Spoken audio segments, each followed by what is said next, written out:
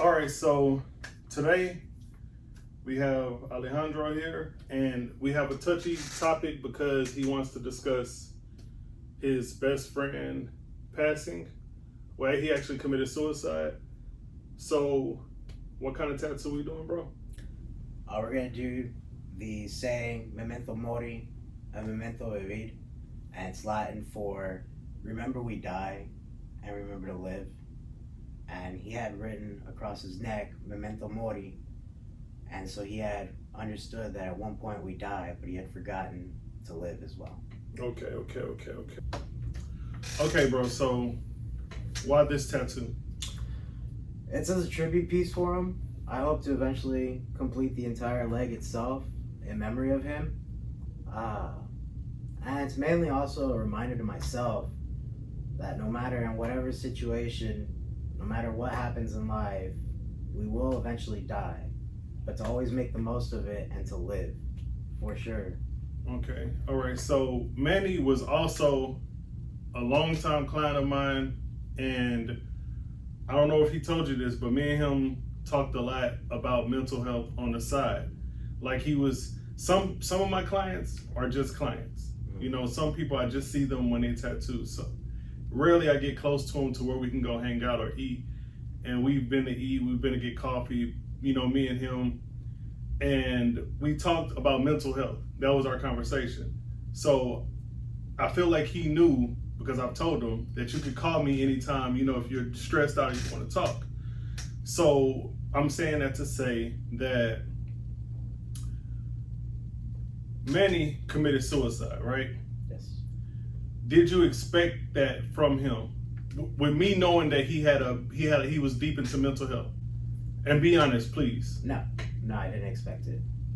He had talked about it as well, likewise. And we spoke heavily about it day in, day out. He had told me, though, earlier that day that he had considered and was going to attempt, but thought not to do it because of his dad. And that's one thing that surprised me about it, was that he, based on the story I heard, he did it in front of his dad. No, he did it in front of me.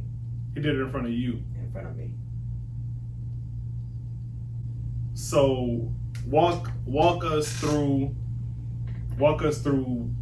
that him doing it. The day started off, his dad was in a hotel. He had just gone through surgery. He was renovating the house for his dad to live downstairs. They had no bedroom downstairs, and he was going through the process of renovating it, reconstructing it, just for his dad. And in the morning, him and his sister got into an argument. And it's one of those disputes where siblings always fight, you know? You don't think anything of it. And he was already tired at this point. He was stressed out. He was bogged down with the pressure of, you know, taking care of his father, having a lot thrown onto his plate, financial issues, so forth. And he had decided, you know, like, he was tired. He was stressed out from it. And the pressure got to him, and he decided right then and there he was going to kill himself. So he told his dad, you know, hey, moving forward, call Jenny for whatever reason, for whatever you want. You know, Who is Jenny? his sister. His sister. Okay. And he was, you know, call her for whatever help you need. And he left, and he went to his mom's grave, and he made his amends. He talked to her. And, you know, that was one of the biggest things that he dealt with. Yeah, I've talked to him a lot about that. He didn't get over that. No, he never did. He never. And so the audience can know what's going on. Can you just briefly explain the situation with his mom? His mom passed away at a very young age. I would say he was about 15 or so, 15, 16, when his mom passed away. And she pretty much died in front of him as well. And he was tormented by it, broken by it. He loved her dearly, just like anyone else would love their parents. And, you know, he was haunted by it all his life and depressed by it. You know, his mom wasn't here no longer, and the way she went out, for being stubborn and not looking for help. Okay. All right. So he went to his mom's grave, made amends, and you said he did it in front of you. Yeah. So I want you to talk about, if you can, talk about how he did it in front of you and what he did.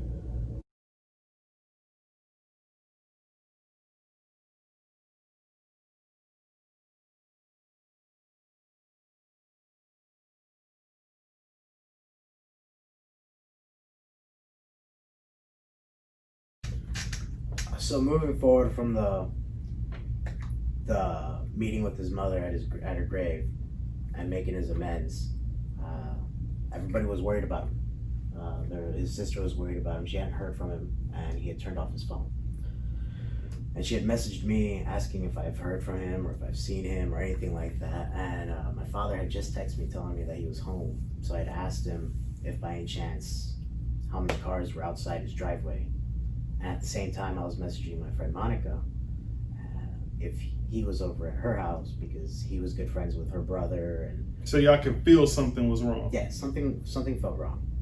And my father had texted me saying, you know, there's 3 cars out in his driveway. It's his flatbed, his Chevy, and then his father's Lincoln. And then Monica had texted me that he wasn't there. But the garage lights were on at his house, and my father took a photo of it and sent it to me. And I asked him to go knock on the door. At this point, I was getting ready to head over there myself. And my dad knocked on the door, you know, one time. I was on the phone with him. He knocked once, nothing. Knocked twice, nothing. You could hear the dog barking in the background. And then he knocked the 3rd time and still nothing. So I told my dad to go ahead and go home. That I'm gonna go myself. You know, I'll be there soon. So at this point, I'm driving towards his house, and I have his sister asking me if I still haven't heard from him, and I have Monica asking me if she should be worried. I told her no, but for some reason, I felt in my gut feeling that something was wrong about tonight. Something was wrong about tonight. It just didn't feel right. And I get there, and I start knocking on the door, and nobody. The dog's barking. I knock again. And the one thing that I usually do at this point, if he doesn't answer the door for me, the one thing I usually do is I'll go up to the window and I'll have my ring finger and I'll just start tapping on that window and it'll echo throughout that house. And here he comes. I guess he knew it was me because it's something I'll do. And he comes around the corner, he goes to the door, opens it up, and he walks off. And at this point I go in and I'm upset. You know, I'm telling him, like, you know, what's going on? Everyone's worried about you. What's wrong? Like, so he opened the door. Happening? He did open the door when he saw you tapping. Yeah, he opened the door. And he was like, and I was like, what's wrong with you? Like, what's going on? Like, why is your phone off? What? Everyone's worried about you. What's going on? And that's when he just turned around and he just immediately broke down crying, saying he didn't want to be here anymore. He wanted to kill himself earlier, and the only reason why that he was here was because of his father. Mm-hmm. That he thought about it, he wanted to do it, he didn't do it. And because he didn't want to hurt his father. He didn't want to hurt his father. And he doesn't seem like a selfish person either to do something like that. No, so I was surprised when they said he committed suicide. No, Manuel is one of the most selfless people I you'll ever meet. I know. He'd give you the shirt on his back if you needed it. But granted, he'd like to take his shirt off all the time. But he was telling me, you know, he didn't want to be here no more. And I asked him what's going on, what's wrong. He felt really unappreciative. You know, he didn't feel loved. He felt like everybody was against him. He had so much pressure built up on top of him, and he felt like he couldn't get away, that he couldn't break free from it. And it was just packing on and packing on and packing on, and the arguments kept happening with him and his sibling, his sister, and, you know, things weren't going well for him, you know, with women, you know, life wasn't going well for him in that sense. He always had a curveball coming his way, and he was just tired, and he was crying, and I was telling him, you know, who cares what your sister thinks? Who cares what everybody else thinks? It's what your thoughts matter.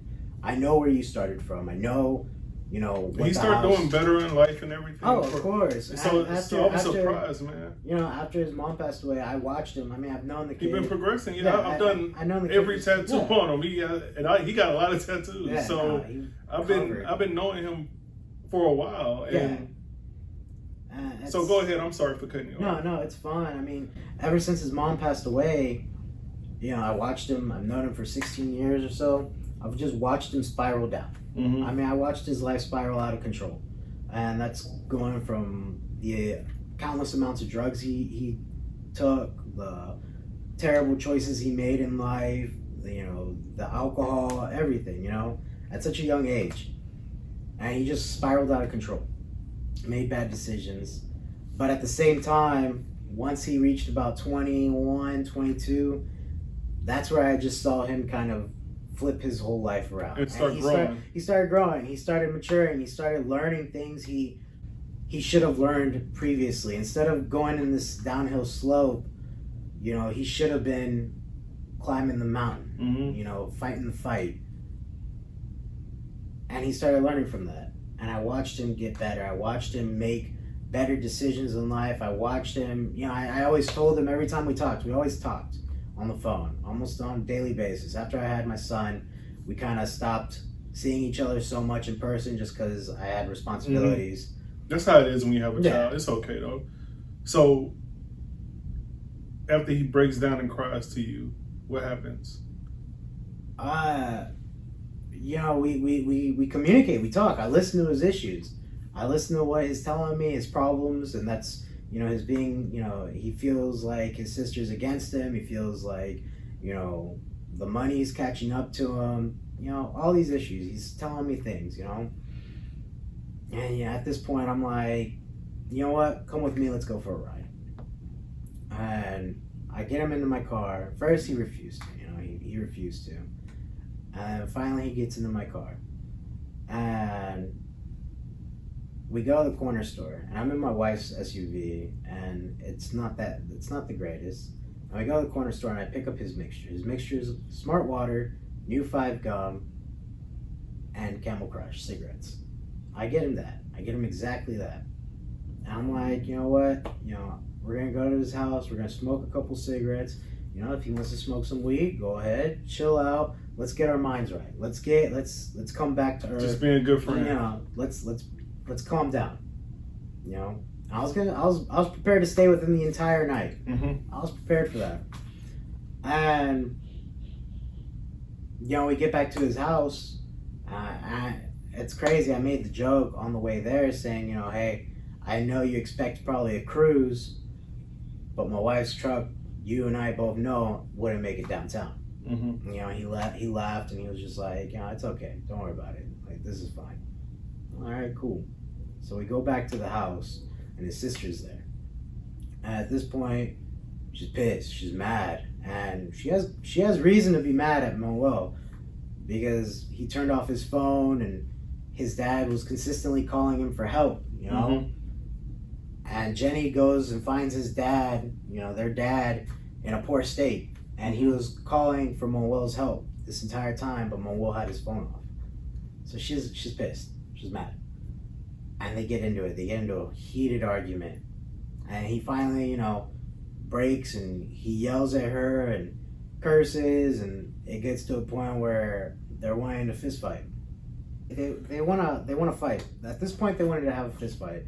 And because words were being said and things got heated, and it was mainly her. She wanted to fight him, and he kept yelling, I'm not gonna hit a woman. I don't hit women, And I stood in between him and her, and she'll come running and swinging, and I'm having to push her back, telling her like, chill out, calm down, And at this point, she was like, just give me dad's supplies. Give me dad's supplies and we'll be done. And he's like, fine, we're done. And she's like, good, we're done. And he goes upstairs. And at this point, I didn't think anything of it. And now thinking about it, it kind of makes sense. Manuel has a specific gun that he loves. And that gun goes wherever he goes. Mm-hmm. If he goes inside, it goes inside. If he goes outside, it goes outside. Mm-hmm. It goes with him everywhere. And he went upstairs, and if you know Manuel, he had an armory, Mm-hmm. and that's where his guns were. And he came back downstairs with his dad's supplies, and he handed it to me. And I turned around and handed it to Jenny. And he goes, and I'm assuming, this is me assuming, that he's getting into his truck to put himself out of the situation. He was done arguing with her, he's done, you know? So he goes in the truck, locks the door, that way, you know, I'm thinking so she won't open the door or anything like that.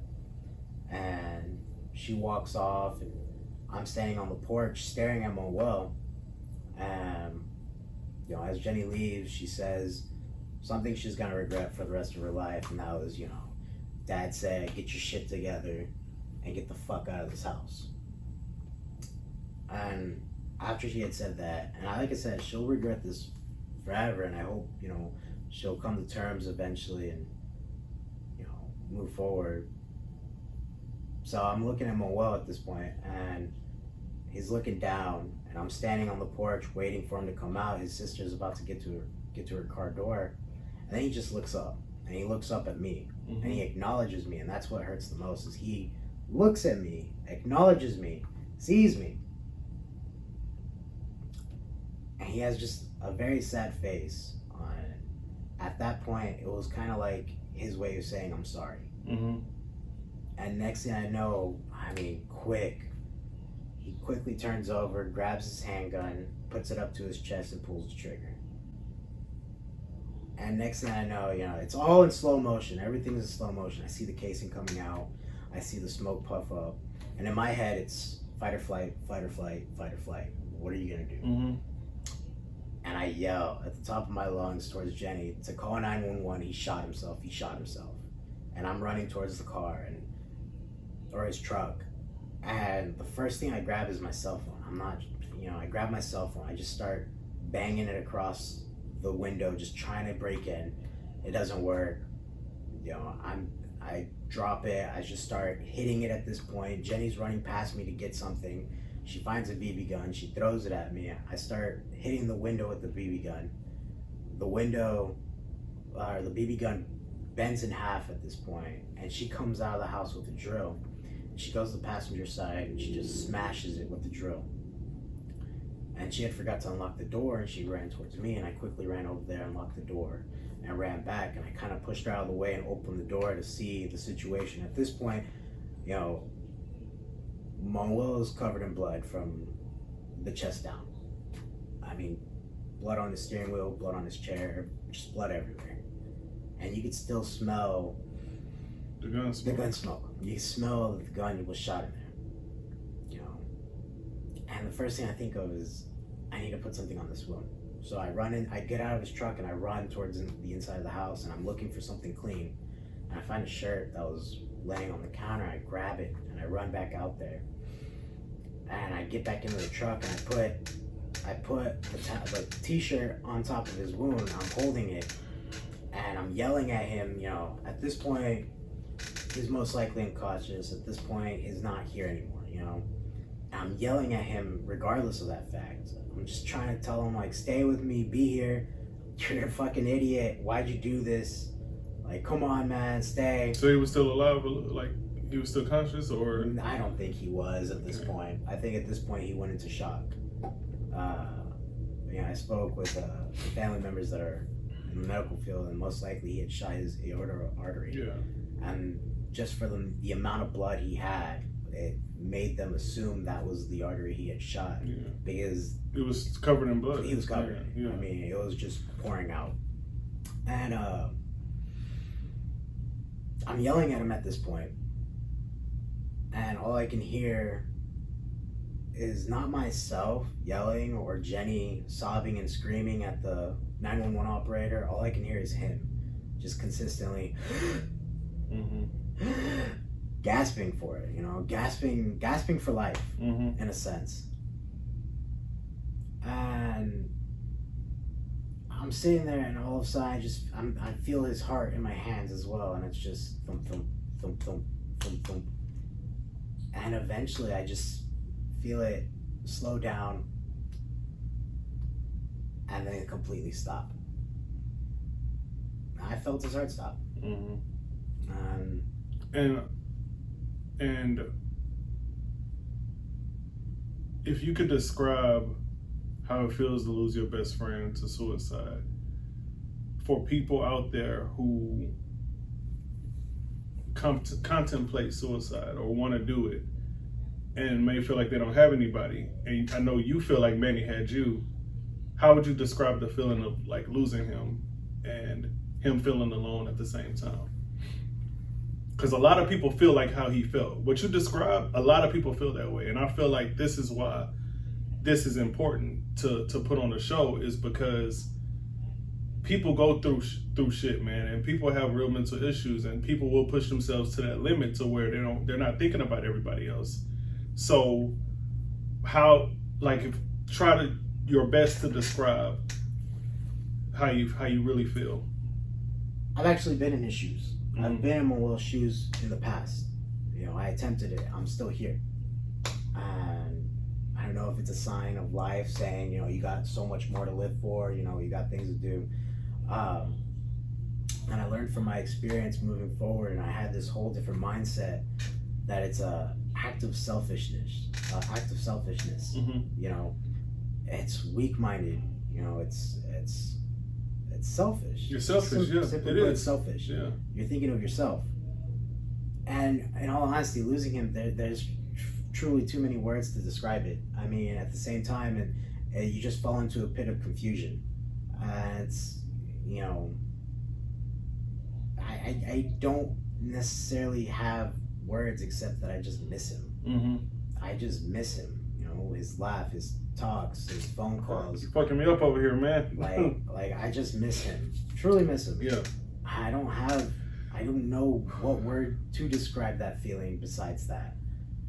And you feel a part of you die. You feel a part of you, like, it's empty inside you. Yeah, because he's a part of your life. It's a part of your life. Now Yeah, there's a void there. Of course. It's still a relationship, even though it's platonic, even though, you know, you're best friends, it's still somebody in your life gone. And at that moment, when you're feeling that way, you feel like nobody loves you. You feel like everyone's against you. I mean, that's how I felt. Yeah, My experience, that's how I felt. No one loved me. No one cared about me. So what if I go today? Mm-hmm. It doesn't matter. And I mean, anybody can get that feeling. Yeah, of course. I mean, it's real. It's a part of life. Yeah. And the only difference is you gotta learn how to work with it. You know, there's things in life that are gonna put you down. There's things in life that are gonna set you back. But you can't give up. Yeah, if it wasn't for the bad, you wouldn't be able to enjoy the good. Of course not. And also, if things in life are bringing you down and you continue to think about them, you really lose in the long run, because now your thoughts are all about that negative thing, you know. And I've lost thinking negative. I've lost relationships. I've lost friends. I've lost money. You know, I've lost opportunities just because of me thinking negative. Yeah. So the danger isn't in, you know, the point to where you're about to do it. It really, little shit really turns into big shit. Yeah. You know. It just gets piled on, and you know, it feels like that's the only solution to get away from it all. It becomes this mental thought that that's what you should do. It consumes you. Yeah, of course. And you know, I'm like 110% sure that he regretted the moment he pulled that trigger. Like most people do. They regret the moment they take action in that sense. Okay, so I'm going to ask you this, similar to the question I asked about how you feel. What would you tell somebody right now, and we're about to get into the tattoo, by the way, what would you tell somebody right now who's going through mental problems to help them? What would you tell them? I would say it's necessary to talk to people, of course. Of course it's necessary to talk, especially to those that are close to you. But just remind yourself that you are all that matters. Your thoughts, your decisions, your choices, your actions define who you are. It doesn't matter about the people outside and what their opinions are, their thoughts are. It just matters about your own. So move forward and don't sit back. Persevere through it. Fight the fight.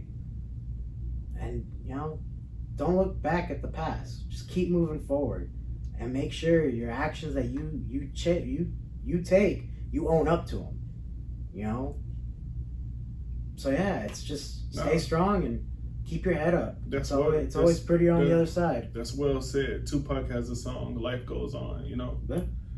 Okay, so we're about to get in this tattoo. Can you say it again? I'm having a hard time trying to pronounce it. Memento mori. And it means? And it means remember we died. And memento vivi. And that's just remember to live. Okay. So we're about to get into the tattoo, bro. And I appreciate you, coming for the show and telling this story. Yeah, of course. And stay strong, bro. And, of course, we gotta move forward. Yeah. And that's a lesson. It's a lesson to be learned. And I'm sorry, it's just crazy that I look at people and people learned from his death, compassion. People learned about memories that they should be a part of from now on. They should try to change the way they go about life and make more memories with people. Mm-hmm. And it's like for me, I learned what it's like to lose a best friend. Mm. And for me, I also learned that I can be strong. Mm-hmm. Because through this, although I love him, although he was a part of my life, I will not be following his footsteps, that I have too much to live for. Mm-hmm.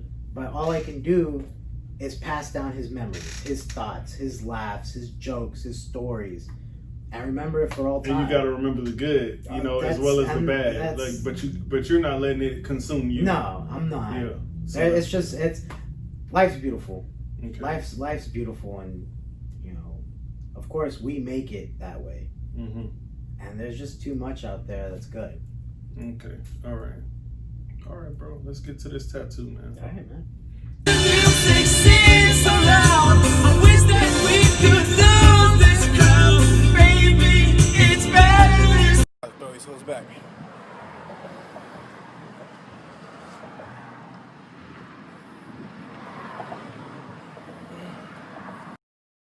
So what you gonna make me? Why don't you shut the fuck up for once? Jesus Christ.